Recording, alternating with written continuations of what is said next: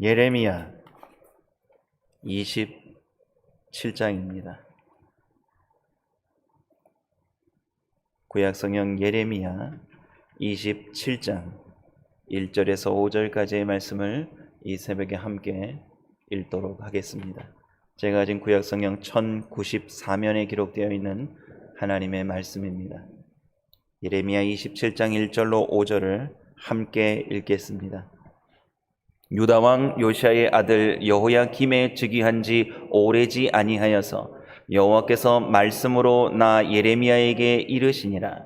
여호와께서 이같이 내게 이르시되 너는 줄과 멍에를 만들어 내 목에 얹고 유다 왕 시드기야를 보러 예루살렘에 온 사신들의 손에도 그것을 붙여 에돔 왕과 모압 왕과 암몬 자손의 왕과 두로 왕과 시돈 왕에게 보내며 그들에게 명하여 그 주에게 이르게 하기를 만군의 여호와 이스라엘의 하나님이 말씀하시되 너희는 너희 주에게 이같이 고하라. 나는 내 큰 능과 나의 든 팔로 땅과 그 위에 있는 사람과 짐승들을 만들고 나의 소견에 오른 대로 땅을 사람에게 주었노라. 아멘. 오늘 말씀의 제목이 하나님의 절대 주권입니다. 성경을 제가 한인동산 장로교에 부임하면서 교회에서 개역 한글 성경 9버전을 쓰시는 거 알고 어렵게 구했습니다. 이게 벌써 절판된 지가 꽤 오래됐습니다.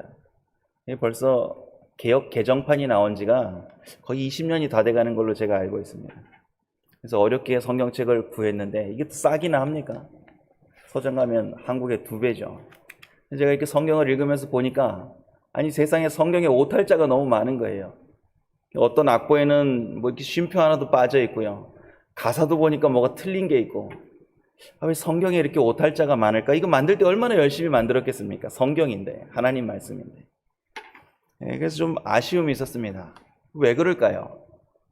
사람이 만들었으니까 그럴 수 있습니다. 사람이 하는 일이니까 그럴 수 있다고요. 성경은 어떠신가요? 하나님 말씀으로 정확무오한 게 하나님 말씀이죠. 믿으시죠? 하나님 오점이 없으신 말씀으로 우리에게 다 전해주셨습니다. 그런데 이걸 누가 썼습니까? 사람이 썼습니다. 그래서 실수가 있습니다. 오늘 본문 27장 1절에서 5절 읽으시면서 어허 이상하네 이런 거 못 느끼셨나요? 시작은 분명히 누구 왕 때라고 소개가 시작이 되죠? 27장 1절 다 같이 한번 봅니다. 유다 왕 요시야의 아들 여호야김의 즉위한 지 오래지 아니하여서 여호와께서 말씀으로 나 예레미야에게 이르시니라. 어떤 성경에 보시면 제가 이렇게 성경을 버전을 여러 개를 봅니다. 혹시 이렇게 성경을 읽으시다 잘 이해 안 가시면 버전이 여러 가지가 있으니까 뭐 킹 제임스 버전을 보셔도 좋고 NIV를 보셔도 좋고 NRSV를 보셔도 좋고 가장 좋은 건 뭐 원전 성경을 보셔도 좋고요. 히브리 원전 성경을 보셔도 좋고 또 새로 번역된 성경을 보셔도 좋고 현대어 성경을 보셔도 다 좋습니다. 잘 이해가 안 되시면 여러 가지 버전들을 같이 보십시오. 어떤 성경을 보시면 여호야김이 그대로 기록되어 있는 데도 있고요. 어떤 성경을 보시면 NIV 같은 데는 이게 누구로 기록되어 있죠? 시드기야로 기록되어 있습니다. 그리고 어떤 성경에는 여기다 각주를 달아놨습니다. 숫자를 하나 써놓고 밑에다가 다른 번역 마소라에는 시드기야라고 적혀 있으나 다른 소수의 사본에는 시드기야라고 되어 있고 대다수는 또 이게 여호야김으로 되어 있습니다. 이 뭐 학자들마다 견해가 다 다르지만 통상적으로 이걸 어떻게 보냐면 이거 필사하는 사람이 뭐 할 수 있습니까? 실수할 수 있다라고 그렇게 보고 있습니다. 그러니까 우리가 성경을 기계적으로 보는 게 위험하다는 걸 좀 말씀드리려고 하는 거예요. 그러니까 얼마의 분량을 읽었다, 몇 번을 읽었다 이런 건 자랑할 게 아닙니다. 성경의 메시지, 하나님의 뜻을 얼마나 많이 발견하고 더 중요한 건 뭐예요? 그 말씀을 내 삶에 적용하고 내가 얼마나 하나님 앞에서 신실하게 변화되었는가 그게 중요한 겁니다. 그래서 오늘 성경 말씀을 시작하면서 성경 중에서 오탈자가 있어서 그걸 번역 그대로 한 게 있구나라는 걸 좀 기억하시고 성경을 보시면 좋습니다. 또 하나 왜 이 말씀을 드리냐면 오늘 이 본문이 기록된 시대적 배경이 시드기야 때입니다. 그러니까 오늘 성경을 보시면 시드기야 왕 때에 주변 나라의 5 왕국에서 사신들이 도착한 겁니다. 지금 배경이 그런 겁니다. 성경을 한번 천천히 2절 3절 같이 읽어보겠습니다.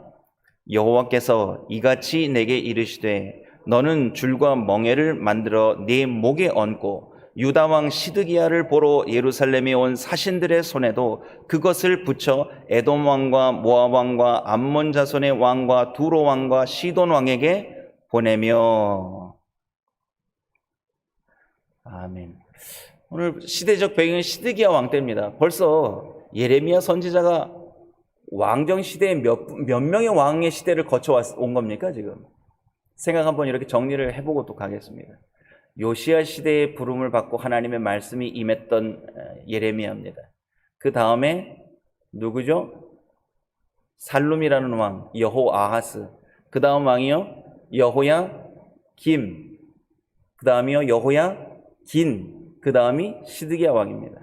지금 예레미야는 5번째 왕이 이 왕이 오른 그 시대를 맞이하고 있는 겁니다. 근데 그때 무슨 일이 일어났느냐? 역사적으로 보면 바벨론 역사를 이렇게 보시면 느부갓네살 왕 때에 반란이 일어납니다. 반란이 일어나서 자주 일어났습니다. 제가 이렇게 성경을 읽으면서 혹시 다니엘서 4장에 나타난 그 말씀이 있지 않습니까? 기억나세요? 느부갓네살 왕이 광야에 쫓겨나가서 소처럼 풀을 뜯고 뭐 이렇게 사람이 이렇게 무슨 조현병 환자처럼 이렇게 왕궁에서 쫓겨나간 장면들을 기록된 말씀이 있습니다. 혹시 그때가 아닌가라고 생각해봤는데 조금 연대기가 안 맞습니다. 하지만 바벨론 역사를 보면 이런 반란 사건이 참 많습니다. 그러니까 선대였던 느부갓네살 왕의 아버지였던 나부폴라살도 측근에 의해서 살해를 당하거든요. 그러니까 반란에 의해서 살해를 당합니다. 그러니까 그 아들 느부갓네살 왕 때에도 여전히 제국의 통치 힘이 막강하지만 그 힘과 더불어서 주변에 정적이 너무 많았습니다. 그래서 느부갓네살도 늘 살해의 위협, 반란의 위협, 역모가 있었다는 거죠. 그때 요 시드기야 시대 때 역모가 일어나서 느부갓네살이 그 반란을 진압하느라고 정신이 없을 때입니다. 그때에 요 팔레스타인 지역에 있는 왕들이 5개 왕이 지금 예루살렘에 모여든 겁니다. 왜 모였겠습니까? 요 때를 기회를 삼아서 우리가 바벨론의 멍에를 꺾고 우리끼리 잘 뭉쳐서 한번 싸워보자, 이러고 모인 겁니다. 어느 나라가 모였습니까? 시드기야 왕 앞에요. 에돔 왕이 모였습니다. 모압 족속이 모였습니다. 암몬 족속의 사신이 온 겁니다. 그 다음에 시돈과 두로 사신이 온 겁니다.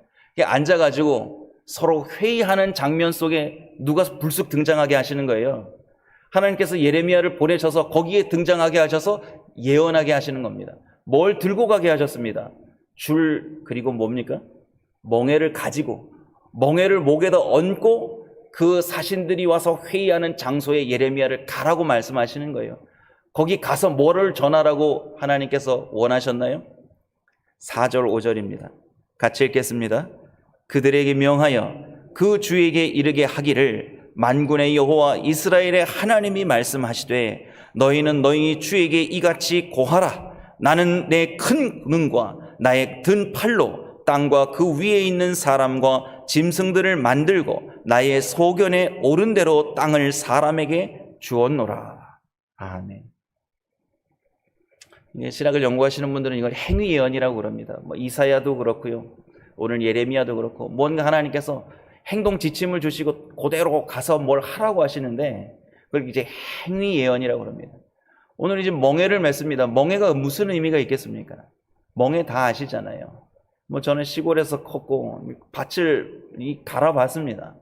소 이제 목에다가 이렇게 기역자로 생긴 멍에를 씌우고요. 팔레스타인 지역에서는 이렇게 막대기 같은 멍에를 얹더라고요. 그래서 말이나 소나 나귀의 등에다가 나무를 얹어놓고 거기다 줄을 매달아서 저희 시골에서는 보고래라 그랬는데 쟁기죠, 쟁기.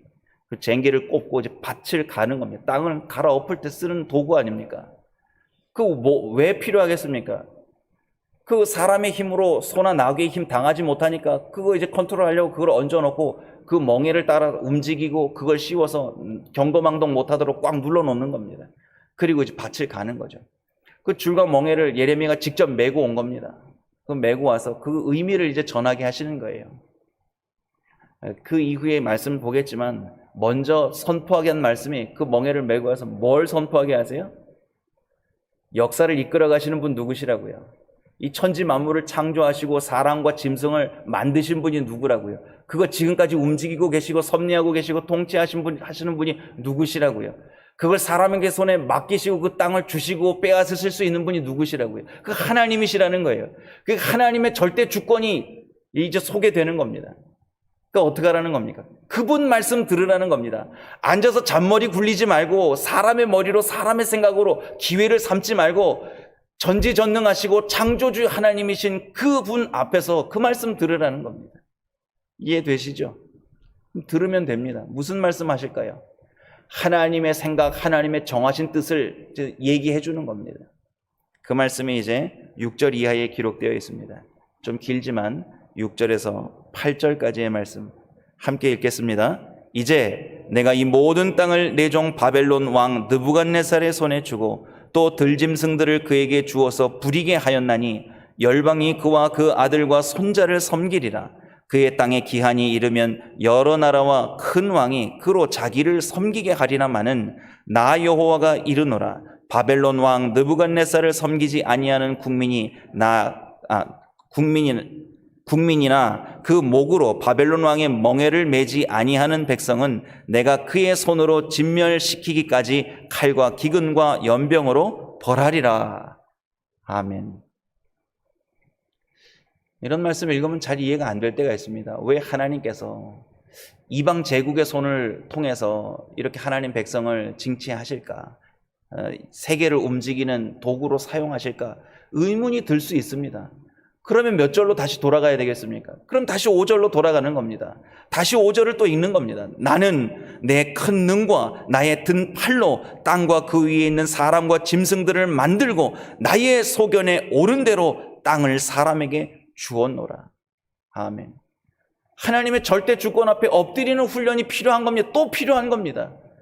내 생각과 하나님 생각이 안 맞을 때에 내가 볼 때의 성경적 관점이 내 안에 꽉 들어차서 이렇게 성경을 봐야 되지 않나라고 내 소견이 하나님의 높으신 뜻과 다를 때에는 다시 성경으로 돌아가서 하나님의 절대 주권 앞에 또 엎드려야 되는 겁니다.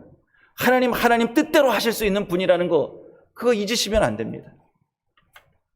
그런데 이 말을 듣고 있는 시드기야 왕과 지금 주변의 5개 나라에서 파견 나온 왕의 권한을 가지고 온 사신들 듣나요? 안 듣습니다. 안 듣습니다. 사람이 뭔가 기회를 잡았다고 생각하면 거기에 온통 마음과 생각을 다 둡니다. 그거 될 것 같거든요. 이렇게 하면 될 것 같거든요. 이거 하나님이 주신 기회 같거든요. 그런데 잘 생각해 봐야 됩니다. 그때 정말 하나님 앞에 무릎을 많이 꿇고 금식하며 회개하면서 더 많이 기도해야 됩니다. 좋은 일이 생겼을 때 하나님 앞에 물어야 됩니다. 근데 우린 그거 잘 안 합니다. 성경이 그걸 우리에게 뼈저리게 깨닫도록 계속해서 말씀하고 있습니다. 시드기야 왕이 이제 이걸 기회로 삼을 때에 왜 그랬을까 묵상하면서 한번 고민해 보십시오. 주변에서 아첨하는 말들이 더 달콤한 거예요. 이거 하나님이 주신 기회라고 자꾸 부추기는 사람들이 있는 겁니다. 누구겠습니까? 복수라는 자들, 꿈꾸는 자들, 자기가 거짓 선지자이면서도 자기 말을 들으라고 듣기 좋은 말로 현혹하는 그러한 사람들, 복수라는 자들이 왕 옆에 포진하고 있었던 겁니다. 그들 말 듣지 말라고 하나님께서 그렇게까지 경고하십니다. 9절 10절입니다. 너희는 너희 선지자나 너희 복술이나 너희 꿈꾸는 자나 너희 술사나 너희 요술객이 너희에게 이르기를 너희가 바벨론 왕을 섬기지 아니하리라 하여도 듣지 말라. 그들은 너희에게 거짓을 예언하여서 너희로 너희 땅에서 멀리 떠나게 하며 또 나로 너희를 몰아내게 하며 너희를 멸하게 하느니라. 아멘. 우리는 희망의 메시지를 좋아합니다. 내가 잘하는 건 누가 칭찬해주면 기분이 그렇게 좋을 수가 없습니다. 그런데 그것도 한번 생각해 보셔야 됩니다. 내가 기분 좋다고 해서 하나님도 좋아하실까라는 생각을 해봐야 됩니다. 우리는 살다가 하나님께서 주시는 복이 있습니다. 그런데 그 복을 받았을 때 또 기도해야 됩니다. 응답받았을 때 더 무릎 꿇어 기도해야 됩니다. 왜 기도해야 되겠습니까? 그 일을 통해서 이게 하나님께 영광이 되기까지 기도해야 되는 겁니다. 저는 청년사역, 청소년사역 지금 벌써 20년째입니다. 아이들이 잘 되기를 기도해 주지만 고3 때 되면 다 어디로 도망가는지 보이질 않아요. 그래서 찾아가 보고 학원 앞에 가서 밤에 학원 11시, 12시 학원 끝날 때 그 학원 앞에 가서 애들 기다립니다. 그래서 너 요새 왜 교회 안 나오니 물어보면 엄마가 가지 말래요. 고3이라 공부해야 되고 시간이 없어요. 시간이. 교회 갈 시간이 없어요. 주일날 되면 엄마가 교회 가면서 학원 가라고 그래요. 그렇게 해서 애들이 공부에 빠져서 신앙생활 못합니다. 그러고 나서 한 학부모님이 애가 좋은 대학 갔다고, 서울에 좋은 대학 갔다고 하나님께 감사한다고 도서비를 들고 오시는 분이 있어요. 우리 전도사님 기도해줘가지고 얼마나 감사한지 모른다고 오시는 거예요. 그러면서 하나님께 감사한다고. 그거 제가 돌려드리려고 뭐가 감사하세요? 아니 지금 얘가 하나님께 영광을 돌린 게 뭐가 있다고 감사하세요? 서울대 간 게 죄송합니다.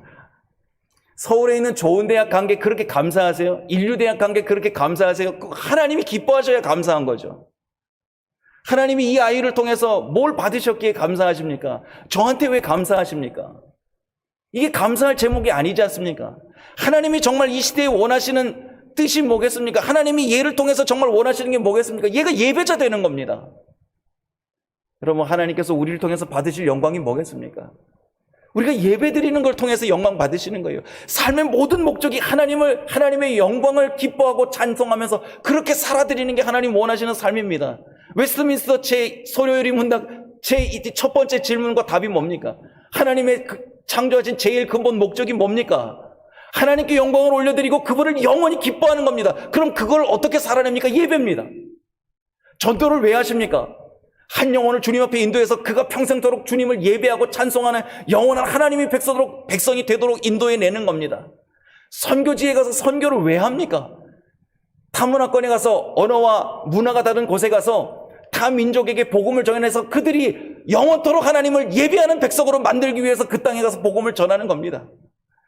모든 삶의 목적이 예배와 연결되어 있다는 거예요. 근데 아무런 예배의 영광을 하나님이 받으신 적이 없는데 하나님께 감사한대요. 하나님이 받으신 적이 없는데. 우리가 살면서 착각하고 사는 게 너무 많습니다. 시드기야는 자기가 유대인이라는 이유 때문에 하나님이 함께 하신다고 착각하고 있는 거예요. 상황이 좋아졌기 때문에, 지금 뭔가 우리에게 기회가 주어졌기 때문에 하나님이 주어주신 기회라고 착각하는 거예요. 아닙니다. 그 일을 통해서 하나님이 영광을 받으셔야 하나님이 원하시는 기회라는 거예요. 우리가 신앙생활 하면서요, 그런 거 생각 너무 안 합니다. 너무 안타깝습니다. 하나님이 뭘 원하시는지 모르고 자기가 잘 되는 건, 뭔가 형통하게 되는 것, 자기 스스로 힘으로 뭔가 해낸 건 성과를 보면서 막 좋아하는 것, 그게 하나님과 무슨 소용이 있습니까? 하나님과 무슨 관계가 있습니까? 유다 백성들 그렇게 산 겁니다. 하나님께 무슨 영광을 돌려드린 것도 없으면서 좋은 일이 생기면 자기들에게 좋은 기회라고 생각했습니다. 그렇게 생각하니까 거짓 선지자들이 말하는 달콤함에 다들 빠져드는 겁니다. 그 분별하셔야 됩니다. 이 시대에 우리가 듣고 싶은 말들이 얼마나 많습니까? 성경을 읽으면서도 보시잖아요. 아시잖아요. 야, 이 말씀 너무 좋네. 그러면서 성경이 새빨갛도록 형광펜을 다 칠하시잖아요. 근데 한번 거꾸로 해보십시오. 거꾸로요. 하나님의 말씀이 하나님 말씀 되게 하시는 건 내가 하나님의 절대 주권 앞에 순종하는 사람으로 사는 겁니다. 내가 원하는 말씀을 주셨다고 해서 하나님이 높아 보이시고 위대해 보이시는 게 아니라는 겁니다. 오늘 그걸 깨달았어야 됩니다. 이제 시드기야가 남유다 20대 마지막 왕 아닙니까? 절체절명의 위기 앞에 놓여 있는데 하나님 앞에 기도하는 모습을 보이지 않습니다. 사람들을 모아놓고 사람들과 회의하면서 사람의 방법으로 하나님의 뜻을 묻지 않습니다. 하나님께서 오늘 그래서 경고하시는 거예요. 우리가 사람의 말에 휩쓸릴 때가 얼마나 많습니까? 저는 그런 생각을 합니다. 천만인이 나를 애워싸도 하나님께서 나의 반석이요 힘이 되시면 끝난 겁니다. 그 전쟁 끝난 겁니다. 그런데 거꾸로 한번 생각해 보십시오. 천만인이 나와 함께하고 나와 연합을 해서 하나님을 맞서면 누가 이기겠습니까? 하나님께서 천만인이 모여서 우리가 이길 수 있다라고 온갖 힘을 다 자랑하고 지식을 자랑해도 하나님께서 NO! 내 뜻 아님 이러시면 끝난 겁니다. 그래서 하나님의 절대 주권 앞에서 엎드려서 사는 사람이 지혜로운 인생을 사는 겁니다. 오늘 이제 평생에 잊지 말으셔야 됩니다. 어떤 일을 만나셔도요, 하나님께서 이 모든 일을 다스리고 계시는 그 하나님을 바라보고 믿으셔야 됩니다. 기도하겠습니다. 하나님, 우리는 참 어리석어서 하나님 생각을 모르고 살 때가 많습니다. 그저 내가 보기에 좋은 기회가 생기면 나의 유익을 위해서 어떻게 해볼까, 이걸 통해서 내가 어떻게 하면 더 빛나 볼까, 나를 먼저 생각하는 우매한 것이 저희의 인생입니다. 우리가 어떤 일을 만나든지 기도하면서 나의 생각과 나의 고집을 꺾을 수 있는 결단을 늘 하면서 살게 해 주시옵소서. 세상에 밖으로는 많은 것들을 보고 판단하고 있지만 나 자신을 보지 못해서 하나님 앞에 기도하는 일을 게을리하는 모습이 제 안에 있습니다. 오늘 이 말씀을 통해서 성경 말씀을 늘 가까이 하도록 애쓰고 힘쓰는 삶이 되게 해주시고, 그 속에서 하나님의 뜻, 하나님의 절대 주권에 순종하며 살리라 다짐하는 이 하루 되기를 원하여 예수님의 이름으로 기도드립니다. 아멘.